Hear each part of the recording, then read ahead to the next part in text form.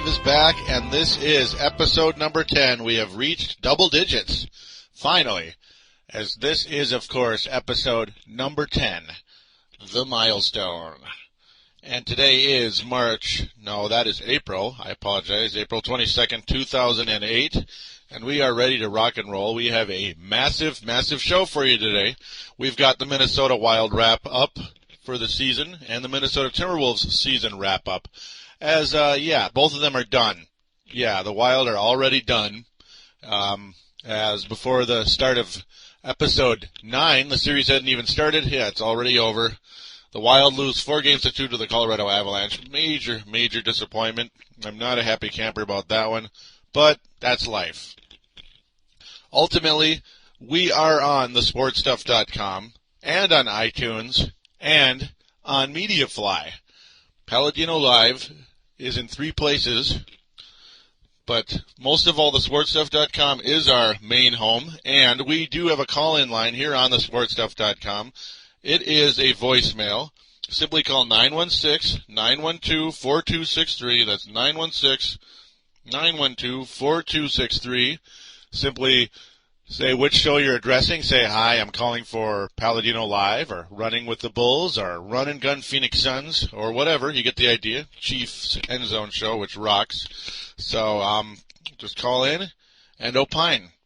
Give your opinion, make a complaint, make a compliment, talk trash, whatever you like. That's what we're all about here on thesportstuff.com. We also have a message boards.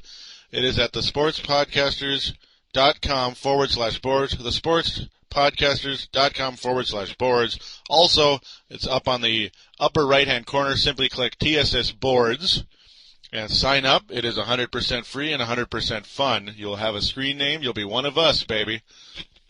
And maybe if you like, you could be a podcaster. Who knows? We have so many shows now on this station, on this website, that is.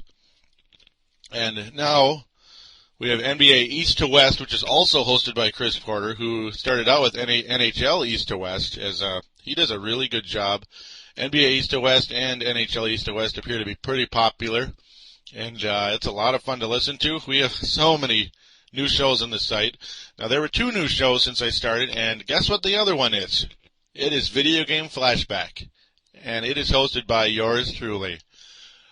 It is a video podcast, though, and it is available on iTunes. I believe there's one video up here on the site. Dylan's having a little trouble sometimes with putting the videos on the site because it makes the site go haywire, apparently. So that's kind of a bummer, but that's how it goes.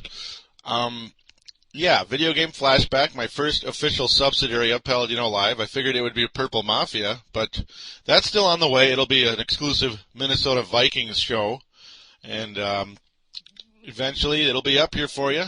I assume it'll be up around, May or so, because right now my schedule's a little bit tight with lawn cleanups. Eventually we'll be just mowing lawns instead of lawn cleanups, as I work 2 jobs, so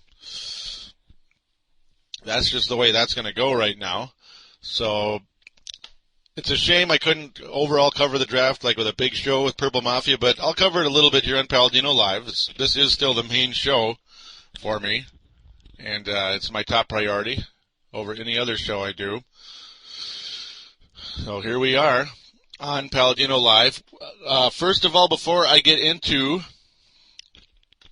some hockey and Wolves talk, season wrap-ups, we're going to talk a little Vikings real quick, as they do have a draft coming up this Saturday, but there's a chance we won't have the 17th overall pick.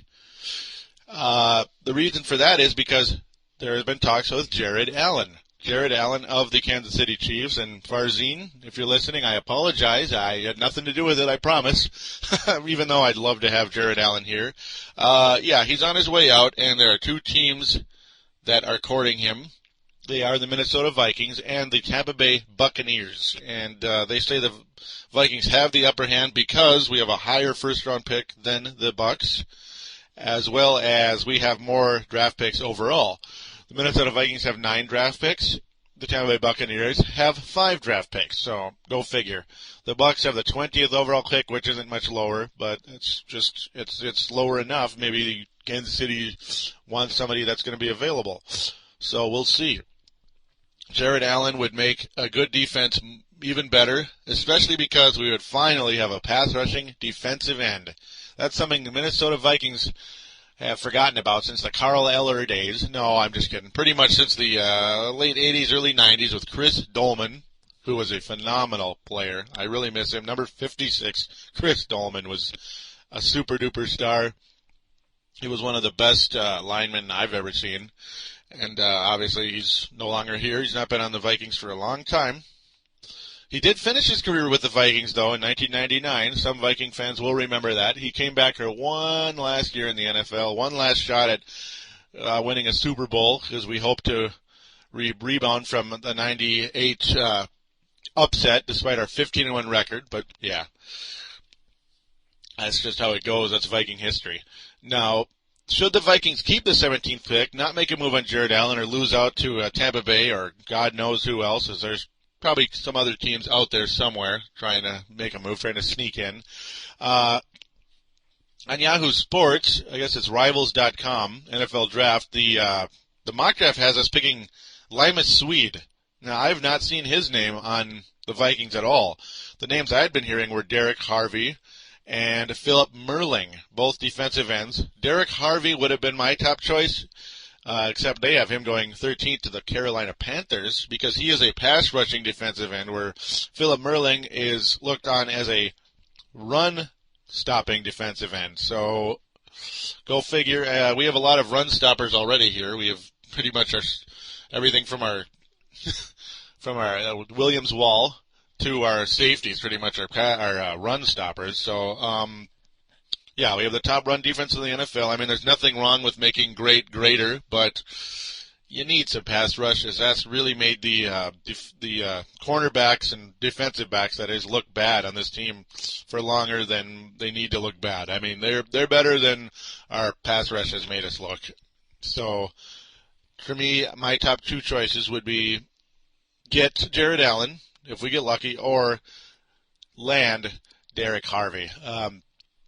Another name that's also been mentioned here more than once is the quarterback Brian Brom. Now, this mock draft has him going all the way down to the San Francisco 49ers. I don't think he's going to pass the I don't think he would pass the Baltimore Ravens, frankly. I don't know why the Ravens wouldn't take a quarterback. I would think that would be their top priority with Steve McNair retiring, and they really have nothing else going on over there, honest to God, at quarterback. So I really don't know what else to say there in that. I would have no problem with the Minnesota Vikings picking Brian Brom. I think that'd be fun. They say he's not the most mobile guy, but he's a good big game quarterback. And, you know, I would think he's going to have a better NFL career than Tavares Jackson. Tavares Jackson is athletic and fun to watch, but that only goes so far. Can you win games, you know? Can you win games? Can you not throw interceptions? You know, especially late in the game or just whatever in general. You know, turnovers are how teams lose games or win games. Takeaways or turnovers, whatever. You know, you got to hang on to the football, and you got to make plays. You got to throw accurate passes. And Brian Brom, I like him. I like him a lot. Now, this draft has the Dolphins doing the right thing and taking Matt Ryan. A lot of people believe that Jake Long is going to be the number one overall pick, the offensive tackle to Miami. I understand why they do that, because you got Ronnie Brown. Ronnie Brown is probably their franchise player in Miami at this point, as a lot of their old guys have left on defense. Their old defensive superstars have kind of come and gone over the years. I think they got to go with Matt Ryan. Even though, you know, their O-line is not good in Miami, and they need a Jake Long there. But, you know, you have the number one overall pick, and you got a quarterback who is pretty can't miss. You know, I got to think he's a pretty can't miss guy. Go after Matt Ryan. Go get him. And then, obviously, if Matt Ryan does not go to the Dolphins, you got to think he's going to Atlanta. But I don't know. These mock drafts are so confusing because they change all the time. I mean, they change constantly. Anything can happen. Draft days are just always dramatic and crazy. I personally see Darren McFadden going to the Oakland Raiders, and so do they. And that would be perfect for the Oakland Raiders because they have Javon Walker. They have Jamarcus Russell. You get a Darren McFadden. You got the trifecta. You got the running back, receiver, and quarterback. And you are ready to move forward from, the doldrums of the National Football League, which Oakland has been in since their Super Bowl loss to the Tampa Bay Buccaneers in 2002. But that is how it goes. The 2002 season, 2003 Super Bowl. Yeah, there you go.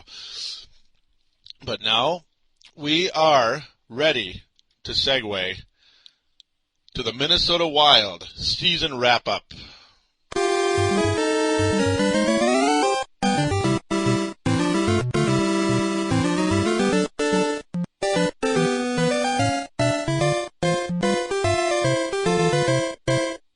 And we are back. We are back. It is time to talk about the Minnesota Wild.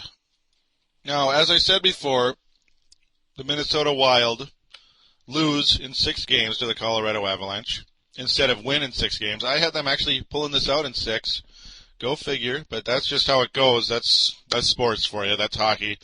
And that's the Minnesota Wild. As this year, how many shows did I say that this team is not ready to compete, big time. They're a playoff team, but they're not ready to go out and win a championship, to go to the conference finals or whatever, Stanley Cup finals. They're just not that kind of team. Game 1, the Wild lose 3-2, so moving right along here. The Wild take 30 shots on Jose Theodore, who was phenomenal.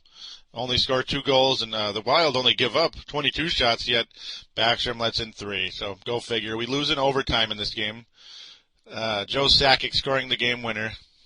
Mikko Koivu and Todd Fedoruk, clearly the 2 players that stand out for me in this game. Koivu scoring a goal, Fedoruk getting a goal.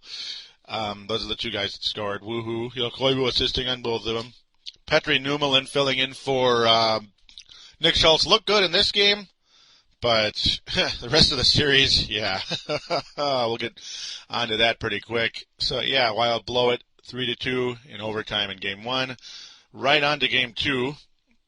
They take Game 2 in the XL Energy Center, thankfully, and that got us pretty excited, like, all right, here we go, baby.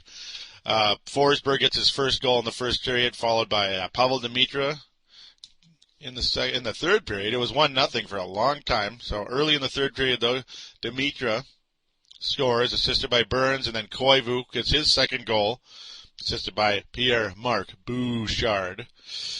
And then Hayduk ties it up with a mere 44 seconds left in the game. That was very, very, very, very, very frustrating. Very Minnesota Wild-like this year.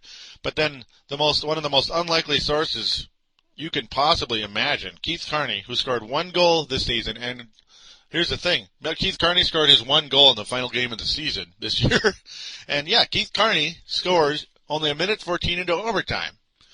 So there we go. The Wild outshoot the Colorado Avalanche again. We put up 31 shots, and the Colorado Avalanche put up 26. So that is a trend that you're going to notice in every game throughout this series. The Wild had more chances than Colorado. They had so many chances it wasn't funny, but they couldn't bury it. Partially because Jose Theodore, the former Montreal Canadian goalie, who was an MVP candidate almost yearly for a while there in the late 90s, I believe. He was just, and early 2000s, he was just an awesome goalie for a long time. But then, for some reason, his career went downward for a little while. I don't understand what happened. I'm looking at his career numbers right now. It looks like in 2005-06 he had injury issues, but yeah, with Montreal, in the end, yeah, his career did go down a little bit, but for so many years, this guy had a lot of, he was a very talented player. I mean, gosh, look at 2000, 2001, he was 29-5. 2003 with Montreal. Oh, I'm looking at the wrong thing. Oh, I apologize. He was 20-29. Yeah, I mean, I was thinking Montreal couldn't have been that good. I was looking at the loss and ties rather than wins and losses. So, really, I guess the win-loss record wasn't so hot. But, yeah, 30-24, 20-29, 12-13, 33-28. But, Montreal wasn't a good team for a long time, so that's not all his fault. I mean, you look at goals against average some of these years, like 211, 227, 210, save percentage in the 90s for a while there until it started to go downhill, and that was when he was traded in 2005, 06. Yeah, that's what year it was. So he didn't have injury problems. He was just traded. I apologize. Traded mid-season.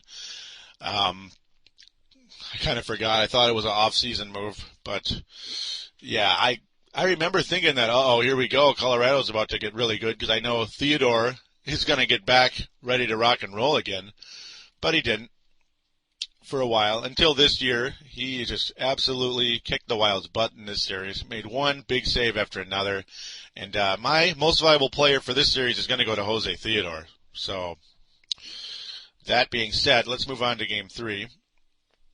The overall MVP of this series. I'll give you my Wild MVP very shortly. Now, in Game 3 in Colorado, the Wild win again. It went to overtime. This easily the most entertaining game of the entire series, and I was fortunate to get home after work to watch the end of this sucker. Andrew Brunette, former Minnesota Wild, I miss him very much. Wish he was here. Scored in the first period with 15-19 done anyway. That was all about 4.5 minutes left to go in the period. And again, another scoreless second period, as that's the second game in a row that happened. But then Mikko Koivu scores his third goal of the playoffs. Third game in a row. Mikko Koivu, assisted by another familiar name, Todd Fedoruk. Todd Fedoruk just a huge factor in this series. Physical play, making nice passes, and scoring a couple of goals, I believe. Fedoruk and Bouchard assisting there. Ralston puts the Wild up 2-1 on a shorthanded goal. Sakic, again, the sniper, Joe Sniper Sakic. And very familiar names on this line. Joe Sakic, Peter Forsberg, Andrew Brunette. With about 5 minutes left in the game. That pissed off a lot of Wild fans. But then, in overtime, 12 minutes into overtime, when it was just back and forth, great chances for both teams for a while there. Pierre-Marc Bouchard buries it on a great pass by Brian Ralston, and a defensive mistake by Colorado defenseman. I can't remember which player it was. I apologize. It's been a week, so with my crazy schedule, I can't really keep track. Actually, in this game, so I was wrong. In this game, Colorado outshot the Wild. That's a miracle, and I believe that a lot of that was in the third period and in the overtime. Colorado got most of the shots. Set 46 shots against Nicholas Backstrom by Colorado, 39 for the Wild, and they bury the Avalanche 3-2 in this game. But guess what? Not only did we not win Game 4, we didn't win another game in this series. PA in Dubé was like, here we go, the Wild are going to win Game 4, and we're going to get in the driver's seat, baby. And you know what? I agreed with him, and I think a lot of us did. But this game was a complete drubbing, and this totally changed the whole landscape of the series, and I mean the whole damn thing. The Colorado Avalanche bury the Wild 5-1. A lot of us thought, it's just the Avalanche, they're just keeping themselves alive, but no, this is where the Avalanche said, you guys are done. You guys have had your day in the sun. You are finished. And, I mean, there was goals early on. 4 minutes in the game, Andrew Brunette. 5:37 in the game. Wojciech Wolski scores. Wojtek, and then Tyler Arneson scores 11 minutes into the first period. 3-0, just bang, bang, boom. And then the second period, Ruslan Salei, I apologize, scores. About 8 minutes in, and then late in the second period, Hayduk makes it 5-0, and this sucker is a blowout, as the Canadians like to say. It was a blowout, and the one Wild scorer, can you guess who it was? You got it. Mikko Koivu, his 4th goal in 4 games. So you can kind of guess who the MVP of this series is, but I'll keep saving it. Wink, wink. Sure as hell ain't Backstrom, not after this game. as he was pulled after facing 29 shots and giving up 5 goals. Pathetic. Theodore also faced 25. Well, Theodore only faced 25 shots. And, he only let one through, and that was Koivu early in the third period, assisted by Keith Carney and Brian Ralston. So that's all she wrote about this game. This was the tide turner, and it was a tsunami, baby. This was a tsunami going against the Wild. Now, Game 5 was a complete disappointment. I mean, this game was so upsetting. There were so many Wild fans who were ready to say, here we go, baby. Now we're going to get the lead back in the series, and we're going to bury him in Game 6, and if we have to, we'll take him out in Game 7. We're going to do this, and the Wild came out with that attitude. They put 40 shots on Jose Theodore. You know how many shots the Colorado Avalanche had in this game? 17. 17 shots. And the Wild lose in regulation, 3-2. This was the biggest heartbreaker. And this told me the Wild are going to lose this series. It's Andrew Brunette, third goal of the series, assisted by Milan Hajduk and Peter Forsberg. Pierre-Marc Bouchard scores late, very late, with only 40 seconds left to go in the first period to tie it up. So it's like, all right, here we go, baby. But then it was scoreless all the way through the second period. The Wild get countless opportunities. Can't bury jack bleep in this game. And yeah, you can guess which word I was trying to say there. It was just so frustrating. I am telling you, you can hear the frustration in my voice, the angst. This game absolutely sucked in so many ways for this team. It drained all the energy out of Wild fans, and I'm sure it drained all the energy out of the team, and it sure as hell drained the energy out of the coaches. I will get into that also very shortly. 5 minutes into the third period, Wolski scores his second goal of the series to make it 2-1, and then a mere minute later, Paul Stastny scores on just the cheapest little goal, the stupidest little defensive crap mistake by the Wild, assisted by Hajduk and Forsberg.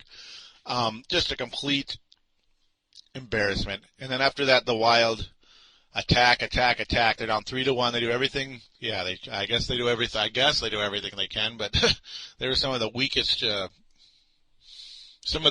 offensive setups. It was just so frustrating, so difficult to watch. Oh, but the Wild did score, though. They did score. This was a close game. This was very close. They only lost 3-2 because Brian Ralston finally got the damn puck in the net with 3 seconds left in the game.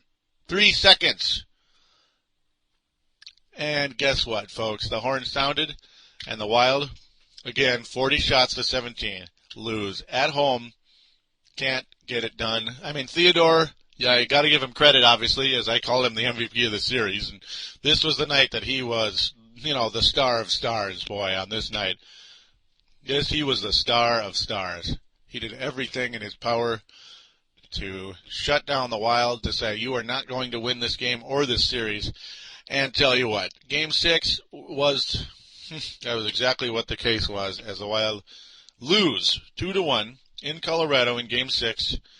Another heartbreaker, another game that just saw the Wild just not get it done. They outshoot Colorado again, 35-30. Theodore again, just a complete utter wall. Ben Gutt scores. Then Aaron Voros ties it up. Only 36 seconds into the second period, and it's like, okay, here we go. Ain't no stopping us now. But no.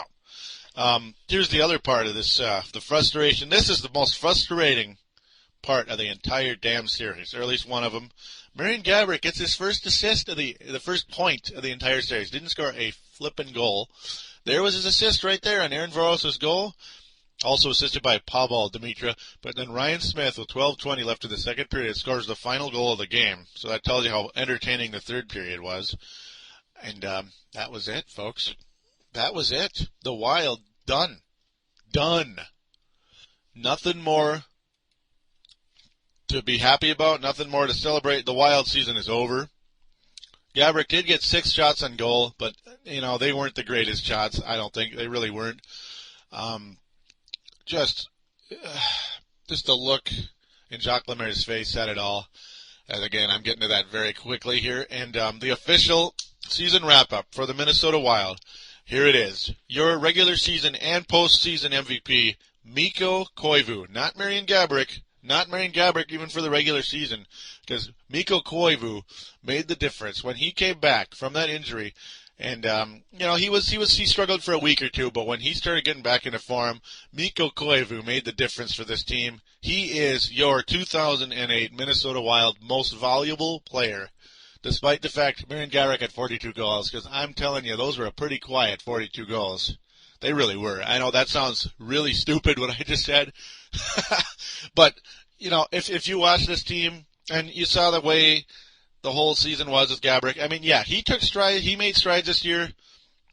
And you know what? He easily could be the co-MVP. So don't get me wrong. I'm not saying that Mikko Koivu didn't do squat this year. He did score 42 goals, and he did have that beautiful 5-goal game that we're never, ever, ever going to forget, because that was so fun. It was so fun to watch him break out.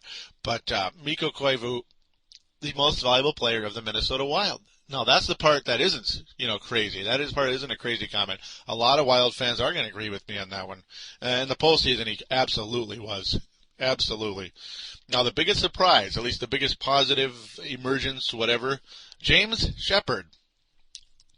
Now, his game, like his scoring game, really shut down midway through the year, about, January, February. But still, it tells you something, doesn't it? There really was no one else who emerged at all. I mean, Aaron Voros was going to be emerging player and all that stuff, but he didn't score since January at all. He had 3 points since January, and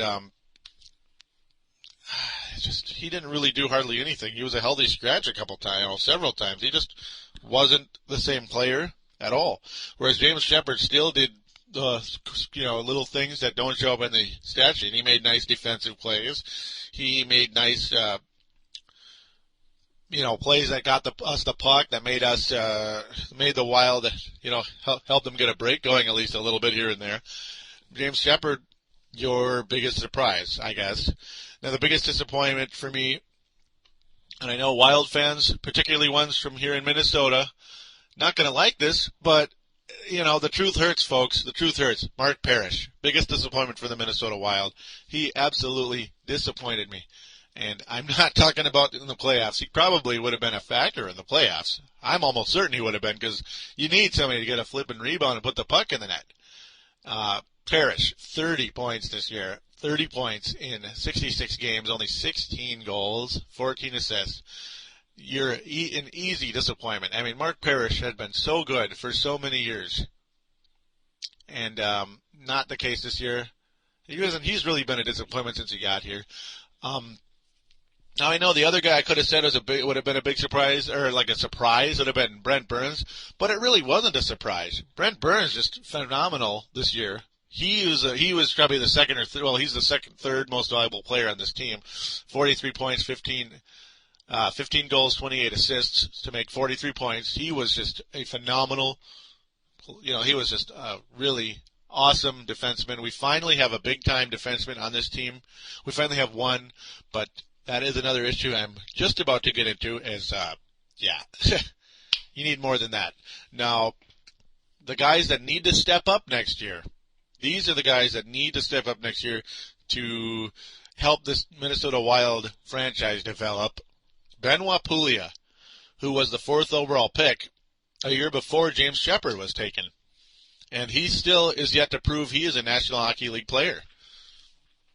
He was the 4th overall pick. He finally got on the team this year for a short time. He didn't make the team in the preseason. The only reason he was on the team for a very short time was injuries. I believe it was a Wes Walz dealie. Only played 11 games this year. Benoit, and that's not injuries. It's because he wasn't playing. He just wasn't here. He wasn't good enough. 3 points in 11 games. Benoit Pouliot, step it up. We need you. We need you. We need you. We need you. Step it up now. And the two other players that I need the Wild to step up, or the Wild need to step up, it has nothing to do with me. Josh Harding, goalie Josh Harding, needs to step up as he's been in the Wild system for a while. He's now been in the NHL for 2 years. So to me, Josh Harding needs to step up. His stats this year, not horrible, but certainly not great. Not a guy that can push Backstrom. We need somebody that can push Backstrom. Josh Harding was 11-15 with a 2.94 goals against average. His save percentage, however, was 90.8, so that's not horrible. Backstrom's numbers this year are very deceiving. As when you look at his numbers, you think this guy is an MVP candidate almost, you know. Well, maybe not, but we're very close. I mean, his record, 33-13. 33-13. Goals against average 2.31. That's kind of the telling stat that maybe he's not quite as good as you know, some of the other things might tell you. Save percentage, though, 92%, and then 4 shutouts. So, yeah, Backstrom, I don't think he's as good as those numbers reflect. I just don't. But we'll see. The next topic, or the next line here, is, was this a failed season? Yes. Yes. Now, the Wild won the division. That's awesome. I'm very happy they finally won the division, but they had less points than last year. The competition was not as stiff as last year. That's why we won the division. Last year's team would have won the division in their sleep. I thought the Minnesota Wild had a better team for most of last year than the Wild did this year. I mean, that was a fun team to watch last season. The Gaborik-Dimitra thing was better last year than this year. You could just feel it wasn't quite as good. The Backstrom was sure as hell not even close to as good. I mean, yeah, we had Brent Burns develop into a more bigger time player this year. So certain things progressed and other things regressed, I thought. Gaborik, not quite as dominant this year. Like I was saying, he just wasn't. His numbers might have been a little bit bigger than his overall play this year. Just he didn't really seem to have that explosiveness that he did the last couple of years. He's 26, he's not 36, so he's got plenty of time to show what he can do yet. But yeah, that is why I call this a failed season. Yeah, they had less points. For one, they had, 6 less points. Now that's not horrible, but ultimately the way they lost to Colorado was so frustrating and so telling that this team is just not ready to go, because I don't think Colorado's going anywhere. I think they're done in round 2. I think they're going to lose to no matter whoever they play. They're not that good. Unless Theodore can keep playing up to his potential, I don't think Colorado is that big of a deal. Now, the overall needs for the Minnesota Wild, we need a big-time defenseman. We need another big-time defenseman to go with Brent Burns. Not necessarily to play with him, but another big-time defenseman. We need to make a good free agent move of some kind, a trade, something. You got to do something, and you got to do it now. You absolutely have to do it now. We also need another star forward to take pressure off Marian Gaborik. And that is part of the reason why Marian Gaborik was not quite as dominant this year, because there really wasn't anybody else on this team that really scares people. Now, Brian Ralston had 30 goals and all that stuff, and he gets 30 goals every year since he's been here, and that's awesome. But he's not really a feared player. He's just not. He doesn't put on big-time moves. He just has a really good slap shot. You know, he's not the kind of player that people are like, oh my God, Brian Ralston, you know. Yeah, he's a feared player, but not like Gaborik. You need another big-time player. You need a Marian Hossa. You need something. And the Wild did not do that during the trade deadline week or whatever. They just did not make that move, and they need to make that move this summer. Or Benoit Pouliot or somebody like that needs to step up. James Shepard, obviously, he needs to continue to step up, definitely. But now, look for the things to look for in the off season. Here's the surprise comment. Now, it would have been maybe more of a surprise yesterday, but I don't know what people have been looking at or whatever. But look for the possibility of Jacques Lemaire to step down. I mean, if you saw the look in his eyes after the game when they were talking about him returning, because he is a free agent coach, of course, his contract is up. I saw the look in his eyes, folks. He looks like he's considering stepping away. He really did. I mean, he just had that. He had a different look in his eye this year than he did in the past. So many other years, he's like, yeah, we'll probably sit down and talk about it. You know, there's a good, you know, he looked kind of, would look kind of confident. Yeah, everything's going to be okay. You know, kumbaya. this year he had a look in his eye that he just doesn't know anymore. He just doesn't. Like he's losing the, I don't know. I mean, players aren't listening to him maybe like they used to. I don't know what's going on. It could be up. We'll see. In the paper, GM Doug Risebrough believes he will be returning. He does believe that Jacques Lemaire is coming back. And yeah, that could have just been frustration from Lemaire. We'll see. But the frustration was a lot higher this year than I've ever seen from Jacques Lemaire. Also, though, I do think Pavel Demitra is gone. And GM Doug Risebrough said no comment on Demitra. That does tell you something, that Demitra, good chance he won't be back. Sean Hill is going to be gone for sure. Keith Carney, there's a pretty good chance he's not going to be back because he's getting old. There's just so many others. I mean, there's Aaron Voros, a good chance he's not going to be back because he's not that good. And I don't care if he's back. I really don't. So, because Todd Fedoruk has beaten him out of any type of power forward type of job. Todd Fedoruk is a wonderful player. There is a chance Brian Ralston could be gone. There's a chance. He's 35. He wants a pay hike because of his 3 30-goal years. Wild may or may not be willing to give that pay hike, and you know what? I don't blame him. Brian Ralston is very valuable, very good, but at the same time, he's not really a game changer. I don't think he is. A lot of people think he is. I don't. I think he scores. I don't know how to explain it. You know, it's just like, it's almost like they're just like the quiet. They're a quiet type of goal that don't change the pace of the game. And that's just how I see Brian Ralston. I've never really had the same flair for him that other fans have. But at this point now, I'm going to conclude the wrap-up on the Minnesota Wild.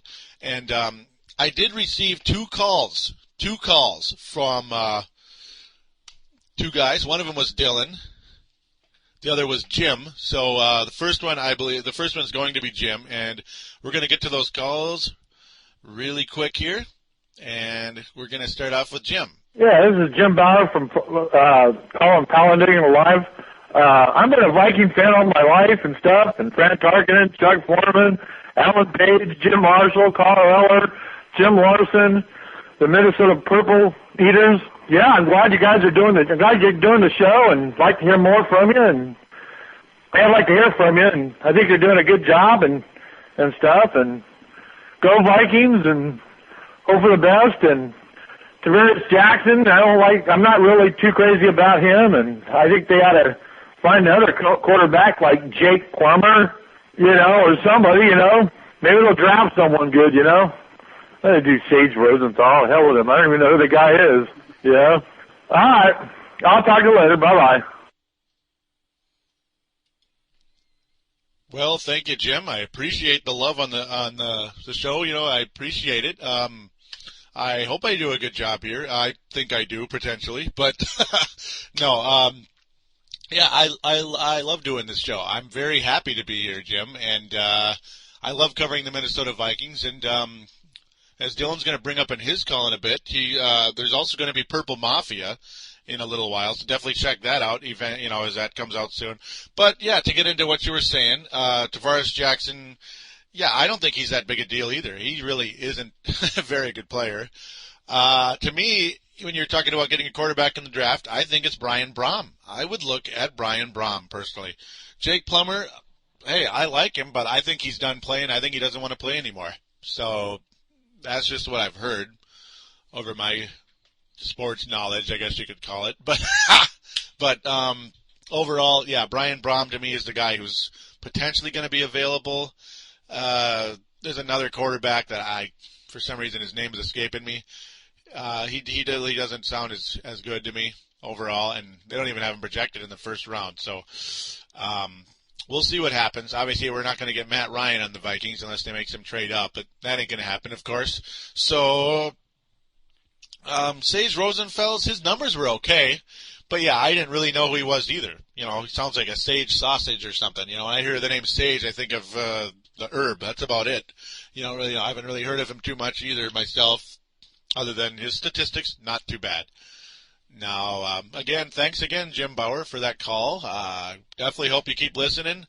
And, yeah, Purple Mafia is on its way eventually in about 3 weeks, a month, something like that. So as soon as this lawn cleanup crap is done. Now we're going to hear a call from Dylan. Yeah, this is Dylan. I'm calling in for Paladino Live. Just like to say I love the show. Great show. Too bad the Timberwolves aren't doing better for you. You always got the Wild and the Vikings to look forward to. I'm really looking forward to the Purple Mafia, which you've been mentioning in your shows. I think that's going to be an excellent Minnesota Vikings show, even though I'm a Bears fan. And today I was revisiting your show that you're talking about, Bernard Berrien being signed with the Vikings, and I'd like to say kudos for that signing. I wish the Bears could have kept him, but that's the way the free agency ball rolls, I guess, at times, or the cookie crumbles for our part. Keep up the good work, Joey. Love the shows. Keep them coming. And thank you, Dylan, for that call-in. That is, of course, the executive producer of thesportstuff.com, and great to hear from you, Dylan. I appreciate the love on my show, and, yeah, as he said, Purple Mafia is coming, and, yeah, I hope it's an excellent show. I think it will be too. It's going to be a lot of fun. I'm really going to enjoy doing that. That really is what got me going here on YouTube. Ultimately, well, not here on YouTube, but that's on Paladino Live on YouTube with the Viking talk is what got me here eventually. But anyhow, now, yeah, Timberwolves. Of course, they're just a developmental team right now. They're not really ready to compete, and that's cool. I kind of was accepting of that, I guess. I'll be getting into their wrap-up very shortly. But, yeah, I wish I had the Wild to look forward to. I did at the time when you made this call, as of course it was about a week ago. I just couldn't get to the episode 10 right away. But, the Vikings, yeah, I'm really happy to have Bernard Berrien, and I'm sorry to take him away from you guys. I don't hate the Bears like I used to long ago, but I think he's going to make a huge addition to this Viking team. He is going to change the whole landscape of this offense. Well, maybe not all of it, but he's going to open things up for Peterson. He's going to make things easier for Tavares Jackson, and he's going to probably, just his presence here is going to make Sidney Rice better. An experienced, talented receiver to go with a inexperienced, talented receiver. So that's a good combination. Things are going to start clicking here for the Minnesota Vikings offense, provided, Jackson doesn't completely flop. And we're overall going to have to see what happens. Again, Dylan, thanks for the love and great to hear from you. And now it is time to get into the Minnesota Timberwolves season wrap-up.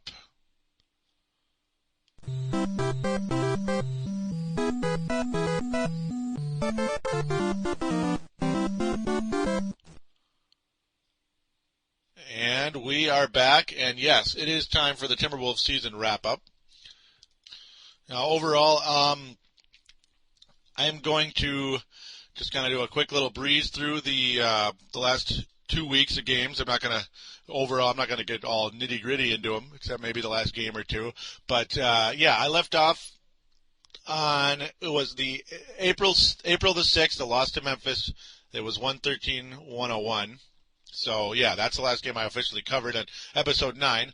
Now, the next game, Tuesday the 8th, we lost to the Charlotte Bobcats, barely lost to them. 121-119 at Charlotte. So, it's an entertaining game, but whatever. Two teams that ain't going to the playoffs. Jefferson, the notable thing here, Jefferson 40 points. Very good game by him. 18-25. Phenomenal. Foy, 19 points, 6 rebounds, 7 assists. Very good game. 2 turnovers, so not too bad. Gomes had a pretty big game here, also 24 points, 5 rebounds. So that was the main thing of note there. Buckner getting major playing time for some reason. 31 minutes off the bench, 13 points. So Buckner maybe is about his best game of the year overall. So those are the main things to note. Yeah, 3 of 4 from the floor for Buckner. Jason Richardson, though, a little bit too much, 36 points in the game. So that's a quick little run through of that one. And the Wolves, though, well, the Wolves, this is one of the biggest losses of the year. 122-90. Chris Paul destroyed the Timberwolves in the Target Center. I remember watching this one. 16 assists for Chris Paul, the MVP. That is my pick for MVP this year. Absolutely. God, I gotta stop. New Orleans Hornets, a team that I really like going into the playoffs. I really like them a lot. I apologize. My God, he is just the best. You know, the Hornets wouldn't quite be a top 2 seed in the Western Conference without Chris Paul, that's for dang sure. They probably wouldn't be a playoff team. This guy, the MVP of the league this year, in my opinion. Foy, another 20-point game, 5 personal fouls, 5 assists. Foy's numbers, his scoring numbers, stepping up a bit here late in the season. Al Jefferson, 7 of 10 from the floor, but only 14 points, so I don't know what happened there. I really don't. I don't know. I really don't know what happened. They pretty much just took him out of the game, I'd guess. I mean, that's what it looks. He only played 32 minutes overall. McCann's very good game. Very good game for McCann's off the bench. 23 points, 8 of 15 from the floor, 5 of 10 from three-point range. So that's where I don't mind McCann shooting a lot of three-pointers when he's actually making them. Foy also was 5 of 7. And oh, yes. Now I remember. This was the game. Now I'm remembering. Duh, I apologize. This is the game where Randy Foy exploded in the first quarter. He had 16 points in the first quarter. Finishes with 20. Great. Good job, Foy. You are so good. You know, I'm just telling you, it gets on my nerves. I'm sorry. He's probably going to be a pretty good player, but right now he's getting on my nerves. He really is. Now, the next game, the Minnesota Timberwolves beat the Orlando Magic. The Orlando Magic. Where did this come from? Foy, again, 25 points, 4 assists, 6 rebounds, 3 of 5 from three-point range. So Foy more consistent in this one, and he was the player of the game. Definitely. This is the game of the week, of course. Definitely the game of the week. It's Jefferson only 7 of 19. 18 points, 11 rebounds. Jefferson kind of quieting down a teeny bit at the end of the year. It's, 2 blocks. That's good. 2 steals.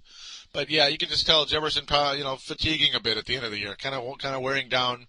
And, hopefully that doesn't become a concern in the future. I mean, but, yeah, Big Al overall played 82 games this year. That's the key for Big Al. So those are the main things to note. McCants, again, shooting pretty darn good. 7 of 10. From the floor, 5 of 6 from three-point range. So McCann's actually finishing fairly strong this year. Unfortunately, I have some stuff to say about him in a minute when I get to the official wrap-up. Some stuff that isn't too positive, unfortunately. I wish it was. Now, this next game at Memphis, this game could have cost the Wolves a slightly less chance in the draft lottery, as we beat the Memphis Grizzlies. And it got us within 1 game of the Memphis Grizzlies. For tying it up, and we'd be tied for the 3rd worst record in the league rather than officially have it. Kurt Snyder, the player of the game, though, 22 points, 11 rebounds, huge. Ryan Gomes also a double-double, 11 points, 12 rebounds, and Al Jefferson, Al Jefferson continuing to be who he is, 21 points, 10 rebounds, good game for Big Al, 2 more blocks, and there has been.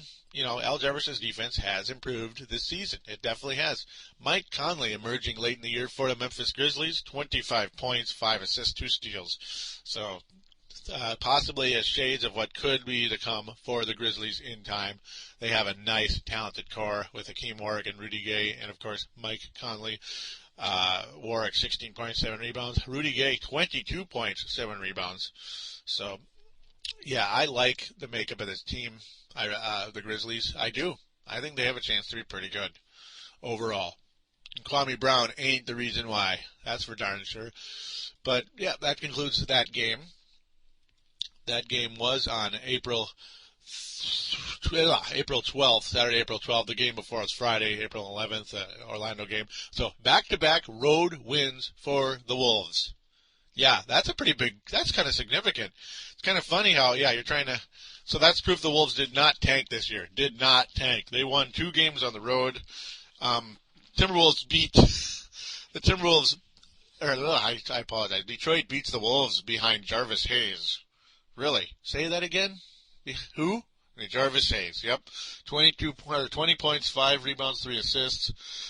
Jarvis Hayes was 7 of 12. from the floor, so he had a pretty darn good game. And, yeah, it just shows you this is a pretty deep Detroit Pistons team. They have some nice players, off the bench, Hayes, Maxio, and Stuckley, but not the kind of guys you want to hear beat ya. That's kind of silly. But, yeah, overall, Chauncey Billups, the other probably best player for Detroit, 17.76 assists. Not too bad. Richard Hamilton had 4 steals in this game. Now, that's pretty awesome. So that's the Pistons. And, Randy Foye, a little quieter this game. Definitely, kind of about what kind of year he's had right here. Other than the 9 assists and 3 steals, those are nice stats. But, yeah, 6 of 14 from the floor, 1 of 4 from 3-point range. So, Foye, not the greatest. Yarich, little better, 13 points, 3 assists, 4 rebounds. Al Jefferson, big. He was big Al on this night. 30 points, 9 rebounds. 2 more blocks for big Al Jefferson. Very, very good. 6 of 10 from three. Yeah, right. In his dreams. No, 6 of 10 from the free throw line. That's not that good. It's good that he got to the line, but yeah, only 60%. Gomes playing 41 minutes. He was the big minute man on this night, and this is the kind of line I look at and say, beautiful, beautiful line. 5 of 10 from the floor, 50% overall, 3 of 4 from 3-point range. And he missed a free throw out of 2. That's not the best part. 9 rebounds, 6 assists, 3 steals, 14 points. Beautiful. I love it. Unfortunately, he must have been on the floor when the Pistons were on a run, so because his plus-minus was minus 21. But when you look at his line, that sure as heck doesn't tell you. 0 turnovers, by the way. 0 turnovers. He was the only Timberwolf that played in this game that didn't get a turnover. So why his plus-minus is so negative, I don't know. Sure isn't his fault. I think Detroit just was on a run. Ryan Gomes, that is a guy Kevin McHale has got to keep on this team. He's another Shane Battier. That's exactly what he's becoming. I love Shane Battier, and I love Ryan Gomes. I really do. Keep him. Please stay, Ryan. Please, if you're listening. I doubt it, but it'd be nice if you were. Please stay. Kirk Snyder, 2 of 5 from the floor, 5.7 rebounds. Ryan Gomes. Rashad and McCants can't on this night. 8 of 17, not that good. 2 of 7 from 3-point range, not that good. 19 points though. He can score. Rashad McCants can score. It's unfortunate though. He has to gun to get there though. If he could be a little more consistent, this guy could be pretty good. I have to admit, he's showing some signs he could be pretty good late in the year. Brewer, solid in his 25 minutes of play. 4 of 5 from the floor. He had a 3-pointer. 9 points, 2 steals, not bad, and a block. Chris Richard, here's a little thing of note for him. He had 4 rebounds and 2 blocks in 16 minutes. I like Chris Richard. He's a nice second-round pick for the Wolves, and I want him on this team. Now, the final game of the season, and this is the game that put the Wolves in a slight jeopardy to getting that, that third best shot at winning the draft lottery, which kind of essentially gives us the third pick, essentially gives it to us. Not really. Anything can change easily in the draft lottery. We all saw what happened last year. That was weird. This was a weird game. The Timberwolves getting cut out to a great start. 32-24 in the first quarter, demolished in the second quarter. 29-13. 29-13. What the heck was that? Then they come back 22-21, so they figure, this game is over for the Wolves. But then we tie this sucker up, go to overtime and kick their butt, 16-7 in overtime? Okay. I don't know why, what the point, but I mean, well, it was entertaining. It was fun to watch. It's a 110-101 victory over the Bucks on Fan Appreciation Night, and boy, they better appreciate the fans this year for sticking with them, as, it was a 22-win season, 60-loss season, 60 losses for the Wolves. Raymond Sessions, I hate to say this, but I really know very little about this guy. He had 14 points. Yeah, he was a second-round pick in last year's draft, 26th in the second round. 26th second-round pick by the Miami Heat. He only played 17 games this year. He was on the Bucks, so he must have been waived by Miami. And his numbers kind of good, man. Kind of good. Wow. Kind of good. 8.1 points, but 7.5 assists. He's kind of good, man. That's not bad. Yeah, and he was excellent in this game. Excellent. 25 points, 14 assists, 7 rebounds, 3 steals, 3 turnovers, but whatever. You know, he made up for it with 3 steals. 11 of 17 from the floor. Wow. Raymond Sessions, keep an eye on that guy. Whew. He's one of those sneak picks, I think. You know, I mean, you know, you never know. You never know. I remember when a guy named Gilbert Arenas was this second round pick that no one in the hell has ever heard of, and who the hell is this? Why is he making all these shots on the Golden State Warriors? Oh, don't get excited about him. He's just some stiff who's on a hot run. But yeah, you just don't know. I'm not comparing him to Gilbert Arenas, but then again, well, similar. You know, he's 6'3". He's kind of big like Gilbert. He's kind of a big scorer like Gilbert. So, well, not a big scorer like Gilbert, but he's a nice passer apparently. Woof. And yeah, he can score when he needs to. Michael Redd, only 27 minutes, and I don't blame him. Only 1 of 6 from the floor. I don't blame him from taking him out, because what's the point? You don't need him getting hurt. Bogut, 24 points, 15 rebounds. Pretty entertaining game for the Bucks and Wolves. Kind of fun. A fun little game to finish the season with. A lot of guys got to play. Now, Randy Foye had his best game of the year on this night, and it was fun to watch. Hopefully, it's a sign that he's going to be a better player next year. I really hope so. 13 of 18 from the floor, 4 of 5 from 3-point range, 32 points, 4 assists, 4 rebounds, 1 steal, not bad at all. 5 personal fouls, that's what I was looking at. Jered, a nice line, 15 points, 5 assists, 6 rebounds. 8 of 10 from the free throw line. Very solid there. Getting to the line. That's always good. Even for a guy I don't really care for much. Jefferson, 5 of 14. Not the best game. And whatever. It's the final game of the season. I really didn't care if the Wolves win or lose this game. You know, a lot of us wanted them to lose, to be honest, because the ping pong ball thing. We need as many ping pong balls as we can get. Blah, blah, blah. Corey Brewer's solid. He was kind of fun to watch. He made all 6 of his free throws, 12 points, 2 steals, a block. So, yeah, 4 rebounds as well. But again, here's the line of the night. He just beautiful. And this time he had the best plus-minus on the team. Ryan Gomes, plus 19. I just look at some of his lines and I just smile. 30 minutes. He has 8 of 13 from the floor, 1 of 2 from 3-point range. That's not bad, obviously. 10 rebounds, 3 assists, 17 points, only 1 turnover and 2 fouls. Not bad. You know, stick around, Ryan. Stick around for a while, buddy. Stick around, Ryan. We love you. Don't leave. Don't ever leave the Timberwolves. We need you. We need you. We need you. That's for darn sure. Now, for the official Timberwolves season wrap-up, the MVP for the Wolves, well, that's a toughie. Ryan Gomes. No, Al Jefferson. Ryan Gomes is easily the second guy, but no, Al Jefferson clearly the most valuable player for the Wolves. He was excellent. He was a 20 and about 20 and 12, 21 and 11. There's his numbers. 21 points a game, 11.1 rebounds, 1.4 assists. But the 1.5 blocks, that is very encouraging. His overall field goal percentage, 50. Not bad. Free throw percentage goes up a little bit from 68 last year to 72 this year.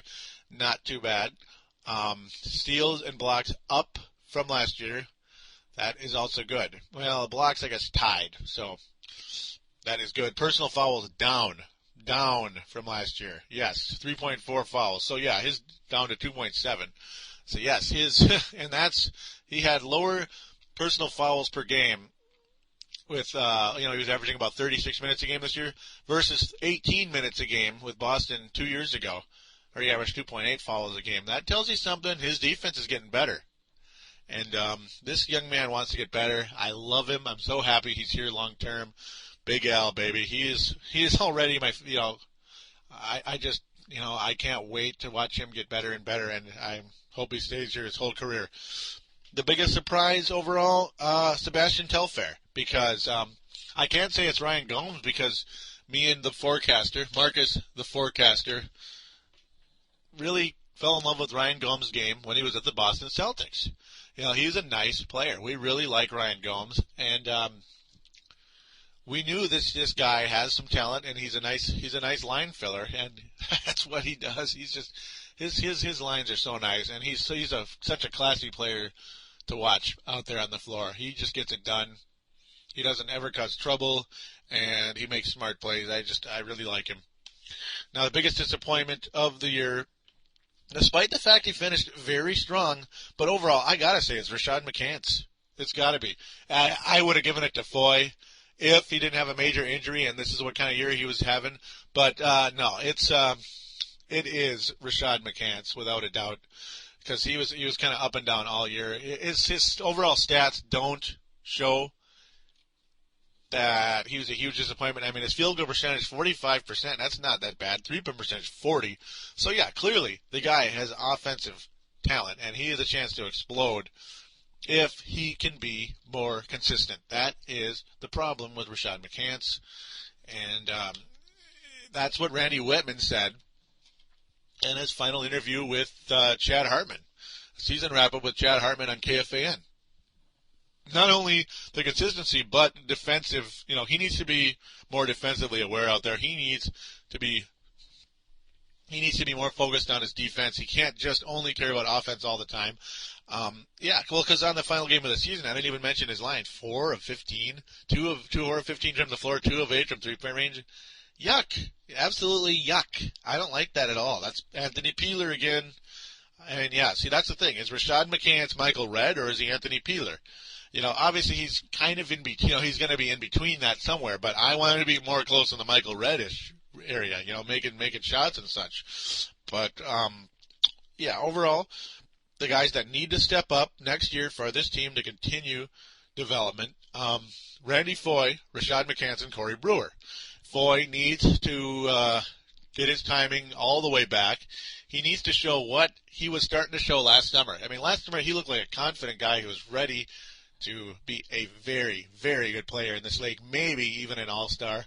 And what I saw from him this year, and we're talking a month after he came back from injury. That's enough time to get your timing back, and maybe even a little jump back, so to speak, your legs back and such.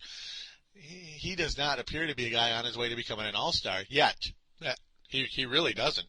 But we'll see. His last 2 weeks of the year looked pretty solid. He looks like, late last year, he really looked ready to become a really good player. We'll see if it's coming. Rashad McCants, as said before, he needs to step up, absolutely needs to step up and prove himself as a big-time player. And, until then, he's going to be a sixth man. That's all he is. He's just going to be a spark plug off the bench. He's not going to be a full-time starter for this team. And Randy Whitman, good job. Good job with Rashad McCants. I think he's doing exactly the perfect thing you can do with Rashad. That's how you're going to get him. You need to make him earn his starting role. He's still getting playing time, and he's still getting enough time to be a spark plug when he's making his shots. But when he's not making his shots, well, shoot, you're not going to be starting, buddy. Corey Brewer, of course, definitely needs to step up. We need to see more of that Florida Gator magic from Corey Brewer. Now, he's probably not going to be a Florida, he's not going to be as big a factor on the Wolves as he was to the Gators anytime soon. But we got to see more of that explosiveness. We got to see that finishing, that sweet crossover he put on. I don't remember who it was, when he was with Florida. It's more of that sweet stuff. I just can't wait to watch that. Now, overall, was it a failed season? Sorta, though the injury to Foy makes a tough grade, and it really does. We don't know what the Wolves' record would have been had Randy Foy been healthy. Overall, it may have been a blessing because we're in position to get a top 5 pick, and in that range, you potentially can get another franchise-type player. You don't want the 7th or 8th pick because you just don't know. You might get lucky, and you might get Rasho Nesterovic with the 8th overall pick. A guy who's, an 8th man. Woohoo. Like a backup center or whatever. Woohoo. Another one of those. Like we haven't had a million of those. And the needs, well, there's quite a few. We need more star power. We need a good draft pick. We need a dynamic point guard. I think we need that. Despite the fact Foy's getting better, I'm not sure he's a full point guard. I'm not really sure. And, of course, McCants is not a starting shooting guard. So, yeah. And Sebastian Telfair sure as hell ain't a dynamic point guard. He's a backup. So, yeah, we need a true dynamic point guard. and a solid defensive center, a la Joel Przybilla. A player like Joel Przybilla at center would help. It would help a lot with Al Jefferson and just so many others. He'd be a factor for this team. I'm not saying necessarily go get Przybilla because, A, I don't know if he's available or if, like if he'd come here or whatever and how much he's asking. Just don't know. But a player similar to him. Now, the things to look for in the offseason, look for Foy and Brewer to improve. I think they will get better. I do. I absolutely think they will get better. Craig Smith, likely gone. I think Craig Smith is the odd man out at the forward position because Ryan Gomes is a starting forward right now. He is a really good player. I think Kirk Snyder, I think there's a good chance he's coming back, but certainly no guarantee because it's a kind of a full roster, and you don't know who we're going to get. You don't know. We might get Michael Beasley or something. That means Kirk Snyder's gone, baby. I mean, there's just no way. You keep Kirk Snyder if you get a Michael Beasley because you already got Corey Brewer playing in those similar kind of forward-esque positions. Forward, Gomes and Brewer, you can't keep everybody. So that's how that's headed. I do think Gomes and Telfair will be signed. So, yes, I do think they will be signed. I also think that there is a possibility Rashad McCants or maybe even Randy Foy, depending on what happens. I think Rashad McCants, good chance, there's a chance there will be a trade depending on who we get in the draft. Also, I do think the Wolves will likely shop Marco Jaric and Antoine Walker once again this summer. I think Jaric will be shopped again. Walker, there's a very good chance he's going to be shopped. There's also a possibility we hang on to him, to absorb the cap relief, the salary cap relief that is $9.3 million coming off the books. Jaric, hopefully somebody saw something in him this season that hey, we wouldn't mind having him on our roster. Could be a backup point guard, whatever, small forward for somebody. He could be whatever he wants as long as he isn't here because, he's not that good. He's just not. So, overall, we're going to see what happens with the Wolves, with the Wild, with the Vikings. It should be fun, and this has been a lot of fun. This has been a great episode, number 10. I hope all of you have enjoyed it, and I wish all of you a great week. Don't forget to check out YouTube, Paladino Live on YouTube. Don't forget to check out my new Operation Wolf video on YouTube. It is a fun video. I had a lot of fun. It took me about 6-7 hours to make. It's pure comedy, but it's all, it's also, if you like old school video games, it's a Operation Wolf for the NES. Pretty much just made a fun bit on it. Check it out, youtube.com/Paladin Joe, youtube.com/Paladin Joe. Subscribe. It is free. It is free. Get a YouTube account if you don't have one. Subscribe. Get on board. I'm going to make a lot of more fun videos. And don't forget about Video Game Flashback, which is these same videos, which is now available on iTunes.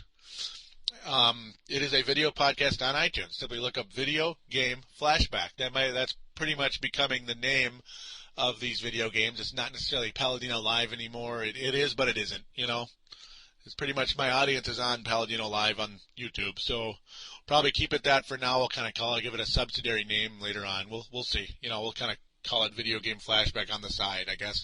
So we'll see what happens. It's interesting.